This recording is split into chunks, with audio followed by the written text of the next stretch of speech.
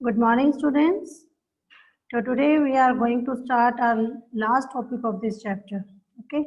So chapter is chapter number 7.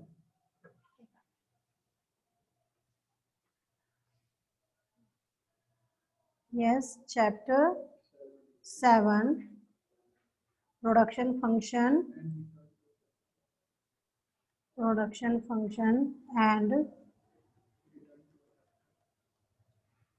and return to a factor.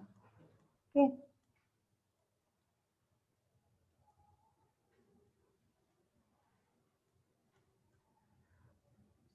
So in our previous lecture, we have already discussed about the law of variable proportion. Okay. सो उसमें हमें एक बार schedule एक बार आपको क्या करते हैं schedule बना के डायग्राम बना के फिर थोड़ा आपको बताते हैं उसमें एक दो चीज़. सो यहाँ पर हमारे पास शेड्यूल जो था वो क्या था हमने लैल ली थी labour and then a TP MP and AP. Okay. Land हमारी 1 हेक्टेयर लैंड थी.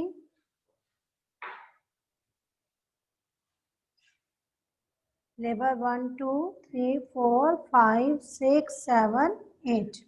ओके. एंड देन हमने टीपी किया था पहले इंक्रीजिंग रेट से. सो 2 5 9. देन डिक्रीजिंग रेट से यस 12 देन 14. नेक्स्ट क्या था 2 5 15. देन नेक्स्ट 15 और उसके बाद 15 के बाद 14. ओके.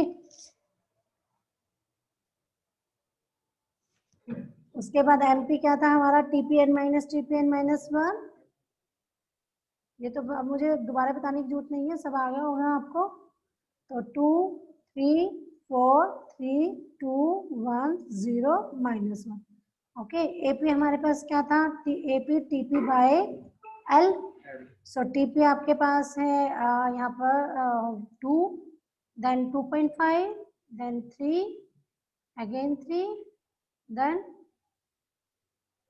2.8 उसके बाद 2.7 देन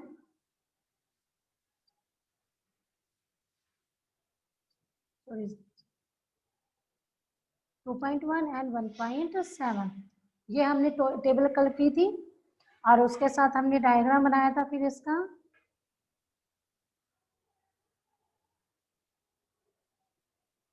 शेप आपको पता चली गई थी कल कि कैसे जो शेप है वो क्यों आती है ऐसे.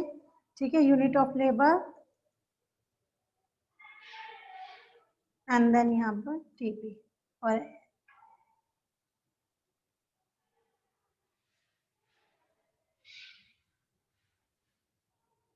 ओके. ये यूनिट ऑफ लेबर यहाँ पर भी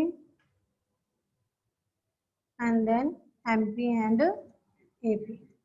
जो हमने टीपी बनाया था ये शेप बनाई थी हमने. ठीक है.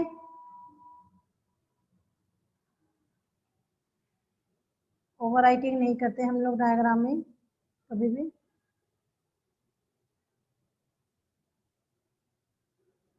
ओके. ये हमारा टीपी था. देन यहाँ पर हमारे फर्स्ट स्टेज मान लो खत्म हो रही है.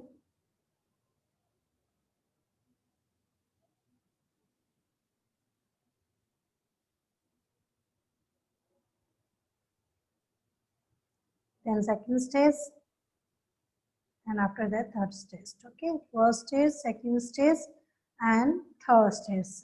एमपी हमने बनाया था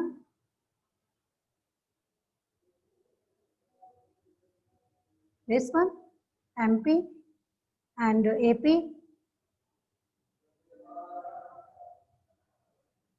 क्लियर. ये हमने बनाया था. अब इसमें हम जो किस लिए बनाया है अब हम यहाँ देखते हैं. एक तो ये 3 stages of production function. 3 stages of production function. yes. इसमें हम देखते हैं law of variable proportion. so just 3 stages of production function. या आप इसको ना आप क्या कह सकते हैं you also call this 3 phases of production. stages भी हैं ये आपके या आप इनको कह सकते हैं phases. ओके. ये आपकी phases भी होती है. क्लियर. सो यहाँ पर फर्स्ट स्टेज जो आपके पास है यस. जो फर्स्ट स्टेज आपके पास है stage first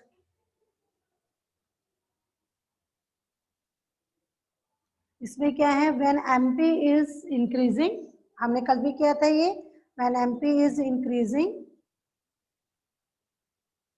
okay, so MP is increasing, call the stage of increasing returns, तो उसे हम कौन सी स्टेज बोलते हैं, call the stage of increasing returns, increasing returns, okay, second stage, second, okay, so ये क्या है, when MP is diminishing, when MP is diminishing,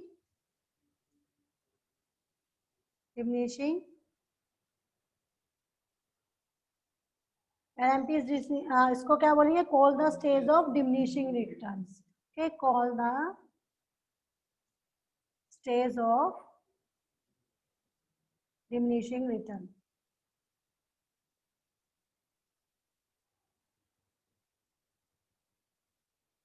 okay, third is stage third, when MP is negative, when MP, three stages में बोलेंगे ना, stages three होती है, third stage में negative में चला जाता है, ठीक है, सेकंड स्टेज तक जीरो हो जाता है ना वो, when MP is नेगेटिव, सो ये हमारा होगा call the stage of negative returns, call the stage of negative returns, okay. अब यहाँ पर हम अगर करें significance of the stages of production, हम इनके सिग्निफिकेंस अगर हम देखें,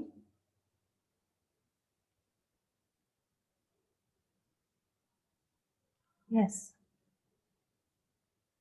significance of the stages of production,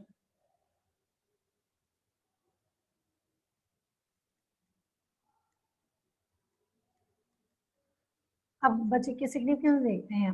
first एक क्वेश्चन है कि will you stop in stage first of the production, जो फर्स्ट स्टेज आप देख रहे हो जहां इंक्रीजिंग रिटर्न आपको मिल रहे हैं, तो क्या आप वहीं पर अपनी जो प्रोडक्शन है उसको स्टॉप करोगे? एक प्रोड्यूसर क्या फर्स्ट स्टेज के अंदर ही प्रोडक्शन को स्टॉप करेगा?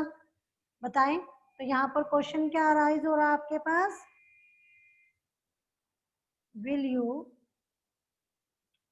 will you as a producer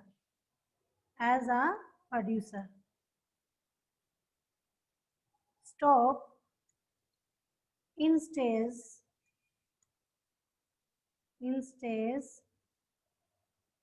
first of production? बताओ भाई स्टूडेंट्स, यस। क्या आप अगर मान लो आप अपने आप को सोचो कि आप एक प्रोड्यूसर हैं, ठीक है, प्रोडक्शन कर रहे हैं, तो फर्स्ट स्टेज पर आपको इंक्रीजिंग रिटर्न अभी मिल रहे हैं, तो क्या वहां पे प्रोडक्शन को स्टॉप कर दोगे? फिर नहीं करोगे ना, नो, बिकॉज, तो हम यहाँ पर हमारी फर्स्ट स्टेज की अगर हमारी बात की जाए, तो फर्स्ट स्टेज में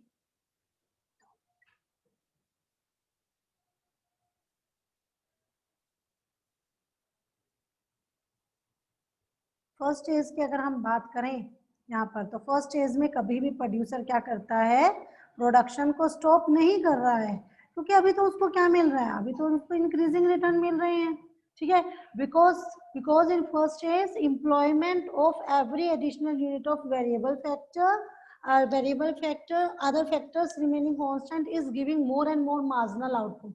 आप फर्स्ट स्टेज के अंदर जैसे जैसे आप क्या कर रहे हो, वेरिएबल फैक्टर लगा रहे हो और आप एडिशनल लगाते हो, आपको आउटपुट ज्यादा मिल रहा है, मार्जिनल आउटपुट आपका बढ़ता जा रहा है।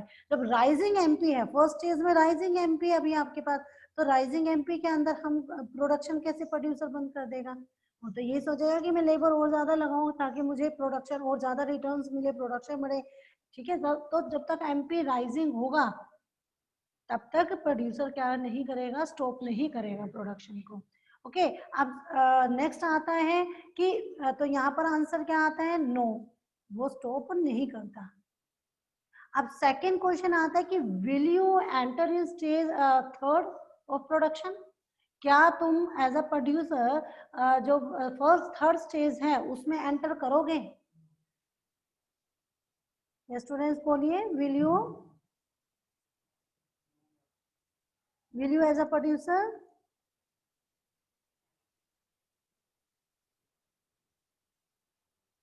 एंटर इन स्टेज थर्ड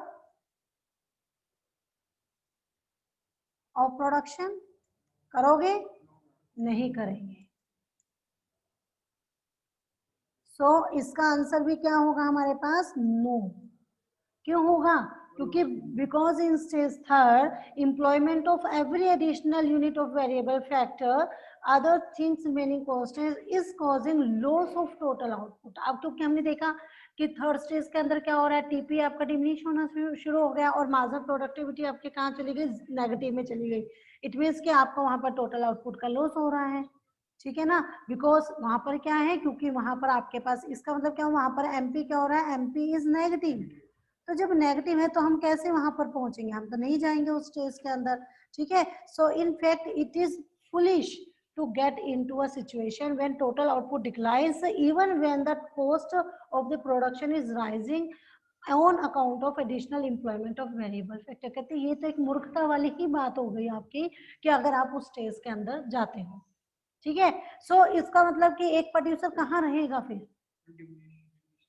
वो कहाँ रहेगा? वो सेकंड स्टेज में रहेगा, उसको सेकंड स्टेज में ही रहना पसंद करेगा। So this bring us to the conclusion that you will stop only the stage second. तुम केवल स्टेज जो सेकंड है ना उसी पर ही स्टॉप, जो स्टेज आपके पास सेकंड है उसी में ही आप रहना पसंद करोगे। एक प्रोड्यूसर वहीं रुका रहेगा, तो ठीक है। Technically it means that a producer will find his equilibrium, अपना इक्विलिब्रियम वो सेकंड स्टेज पर ही उसको मिलेगा when he maximise his profit, जब वो अपने प्रॉफिट को मैक्सिमाइज कर रहा होगा। और only in stage second of production when MP is declining but remain positive. MP decline हो रही है यहाँ पर, हालांकि एमपी स्टेज सेकंड में क्या है? डिक्लाइन है। देखिए आप ऊपर जो मैंने डायग्राम बनाया उसमें देखिए आप, अगर हम बात करें, देखिए ये वाली जो स्टेज है ये आपकी स्टेज सेकंड है। इस स्टेज सेकंड में एमपी नेगेटिव हो रही है बट क्या है? पॉजिटिव है। तो नेगेटिव है बट पॉजिटिव है, नेगेटिव तो नहीं हुई ना, ठीक है ना। तो नीचे मतलब डिमिनिश हो रही है बट पॉजिटिव है, ठीक है। तो वहां पर एमपी क्या होगा आपके पास? जो एमपी है इज डिक्लाइनिंग, वो कम हो रही है, गिर रही है, बट वो क्या है? But remain positive.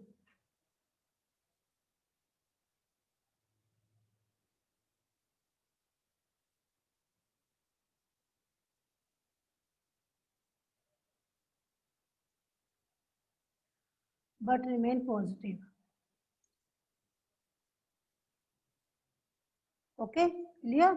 अच्छा, एक लास्ट टॉपिक अब आपका इस चैप्टर का रह जाता है, वो है postponement of the law. Postponement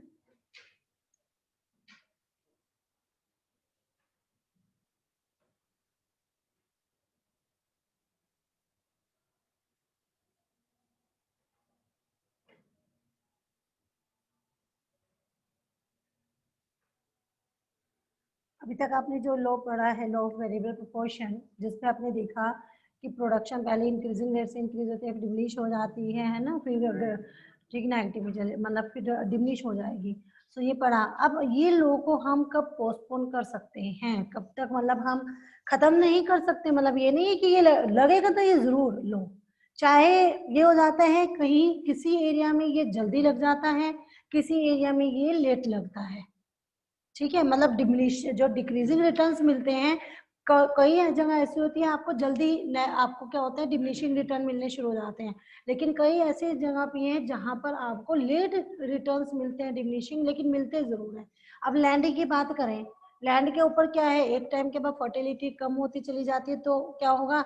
वहां पर रिटर्न प्रोडक्शन कम होनी शुरू हो। ऐसे ही आप इंडस्ट्री में देखें, जितना ज्यादा स्केल आप बढ़ाते चले जाओगे कॉस्ट उतनी ही बढ़ती चली जाएगी, ठीक है। आपको रिटर्न्स बाद में एक टाइम ऐसा आता है वहां भी कम होने शुरू हो जाते हैं आपको, ठीक है। तो ये लॉ जरूर लगता है एप्लीकेबल होता है, बट पोस्टपोन होने का मतलब कि कब तक आप इसको कहाँ पर पोस्टपोन कर सकते हो इस लॉ को। So postponement of the law variable proportion is possible under two situation, दो सिचुएशन के अंदर होगा। और वो कब होगा, आपको कल मैंने एजम्पशंस कराई थी, उस एजम्पशन में एक हमने पढ़ा था टेक्नोलॉजी शुड बी कांस्टेंट, है ना। तो अब हमारा एक पोस्टपोन कम हो सकता है अगर हमारी टेक्नोलॉजी में चेंज आ जाए, यानी हम पहले से ज्यादा मॉडर्नाइज टेक्नोलॉजी ले आए तो हम ज्यादा रिटर्न्स ले सकते हैं। अब जैसे पहले एग्रीकल्चर पे था, पहले कन्वेंशनल एग्रीकल्चर होती थी कि भाई वही पुरानी चली आ रही थी, बारिश के ऊपर डिपेंड था, सब कुछ था, ठीक है। तो लेकिन अब क्या हो रहा है, जैसे जैसे हम टेक्नोलॉजी यूज कर रहे हैं, जैसे जैसे मशीनों का यूज कर रहे हैं, तो हम पहले से बेटर प्रोडक्शन कर पाते हैं, पहले से ज्यादा रिटर्न्स मिल रहे हैं, है ना। लेकिन वो भी लास्ट में एक टाइम ऐसा होएगा कि फर्टिलिटी कम होएगी तो हम लोग रिटर्न्स कम मिलने शुरू होंगे, लेकिन पोस्टपोन तो हो गए ना वो लोग। सो यहाँ पर पहला रीजन आपके पास पोस्टपोन का क्या होगा कि व्हेन देयर इज इम्प्रूवमेंट, आप अपनी किस में इम्प्रूवमेंट कर रहे हो, टेक्नोलॉजी में, ठीक है। Improvement in technology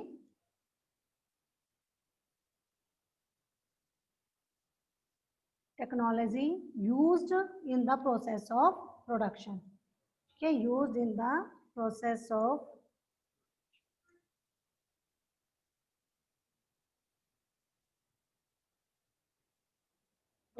production, okay, so that greater output is achieved, आप ज्यादा आउटपुट अचीव कर सके with the same input same है आपके पास अभी, लेकिन आउटपुट ज्यादा हो रहा है, क्यों, टेक्नोलॉजी आपकी इंप्रूव हो गई।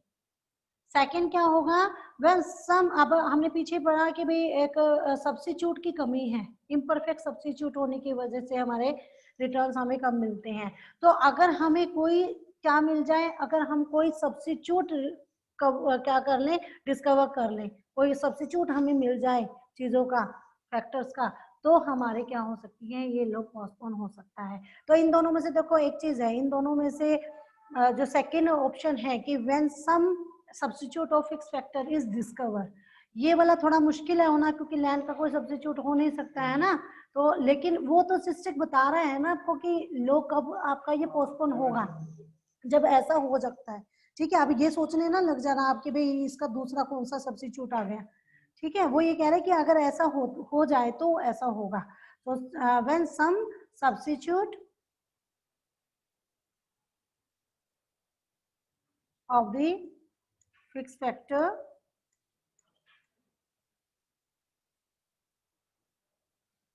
is discovered, ठीक है। तो अब इन दोनों में से देखो, पहला जो सेकंड वाला है वो तो मुश्किल है थोड़ा, है ना, वो इतना पॉसिबल नहीं है।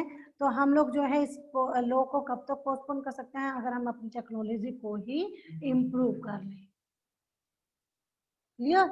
तो इस तरीके से हम क्या कर सकते हैं, पोस्टपोन कर सकते हैं, क्लियर स्टूडेंट्स। अब अगर मान लो, अब ये वैसे तो चैप्टर आपका कंप्लीट है, अगर आप आपको कहते हैं तो हम एक और जैसे प्रैक्टिकल कोई भी आपको करना है तो कर सकते हो। आपने ये करना है, एक करके दिखा देते हैं आपको कि कैसे होगा। यस, जैसे आपके पास क्या है, complete the following table, identify the face of production which is relevant from the view point of producers equilibrium. एक प्रैक्टिकल कर लेते हैं हम, तो आपके पास ये चैप्टर फिर यहाँ पर कंप्लीट हो जाएगा आपका, ओके। सो यहाँ पर यूनिट ऑफ लेबर गिवन है, unit of labour 1 2 3 4 5 6 7 8, okay. And TP आपके पास गिवन है 4 12 24 then 32 36 then again 36 28 and 16, clear. अब आपको यहाँ पर पहले एपी एंड एमपी जो है हम लोग यहाँ पर सोल्व करेंगे। So AP you know that how to calculate TP, AP TP by L, okay. So हम यहाँ पर डिवाइड करें 4/1 12/2 24/3 32/4 36/5, ठीक है, 36/6 28/7 एंड 16/8 क्लियर। सो ये कितना क्या आ जाएगा 4 3 8 8 then 7.2 then 6 4 2 clear. then MP is equal to TPN minus TPN minus 1 okay. So ये आप पे क्या हो जाएगा, पहले तो 4 ही रहेगा आपका, देन नेक्स्ट क्या आपके पास माइनस कर दो, 12 में से 4 गए 8 then 12 next 8 then 4 0 -8 -12 okay. So यहाँ पर क्वेश्चन आगे पूछ रहा है वो कि which is relevant for the view point of producer equilibrium. Producer equilibrium के यहाँ पर कौन सा रेलेवेंट स्टेज है, तो हमने अभी पीछे किए है ना, कौन सी होती है रेलेवेंट स्टेज, सेकंड स्टेज ना, सेकंड स्टेज होती है। तो यहाँ पर सेकंड स्टेज क्या हो रही है आपकी, ये अपनी सेकंड स्टेज है यहाँ 12 to 0 okay. So relevant phase of the producer equilibrium, phase of diminishing return to a factor which is the a phase of rising MC clear. So ये यहाँ पर हमारे पास ये वाली जो है रेलेवेंस स्टेज है, तो आप इसको नीचे मेंशन करेंगे लिखेंगे clear. So students today this chapter is finish now. So tomorrow we will discuss our next chapter okay। So that's all for today, have a good day।